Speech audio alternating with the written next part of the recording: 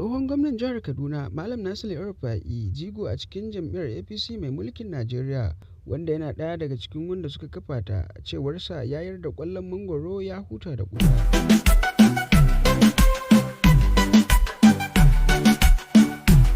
A ranar Litinin dai, Malam Nasiru El-Rufa'i ya wallafa a shafinsa na sada zumunta inda ya ce ya mika takardar fita daga jam'iyyar APC a mazaɓarsa da ke Kaduna, wanda za ta fara aiki nan take. Kafin wannan lokaci, ya ce ya kammala tuntuɓar magabata da abokan tafiya da magoya baya a faɗin ƙasar nan game da inda za su dosa. A yanzu ya yanke hukuncin shawarar komawa jam'iyyar Social Democratic Party, kuma zai kasance a cikinta wajen tafiyar da lamuransa na siyasa a nan gaba.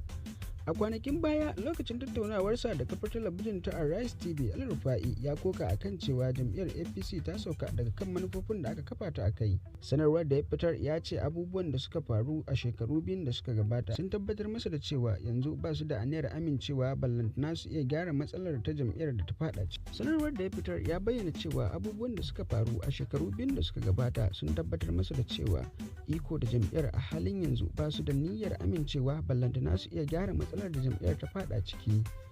Ya ce a ɓangarensa ya yi ƙoƙarin janyo hankalin wasu a ɓoye da kuma baya-bayan nan game da inda jam'iyyar ta dosa. Saboda haka ne wannan lokaci ya yanke shawarar cewa ya zama wajibi ya nemi wani wuri na daban a ƙoƙarinsa na tabbatar da manufofinsa na kawo ci gaba. Tsohon gwamnan ya bayyana yadda ya bauta wa jam'iyyar, amma ta yasar da shi gefe guda duk da irin gudunmawar da ya bata a lokacin zaɓe da kuma lokacin da aka kafa ta. Ya ce ya yi wa jam'iyyar aiki ne tun lokacin shekara ta 2015, 2019 da kuma 2023.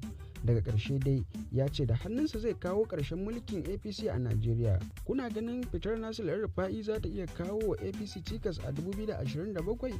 Ko kuma dai jam'iyyar SDP za ta iya bawa Malam Nasiru El-Rufa'i tikitin takarar shugabancin Najeriya?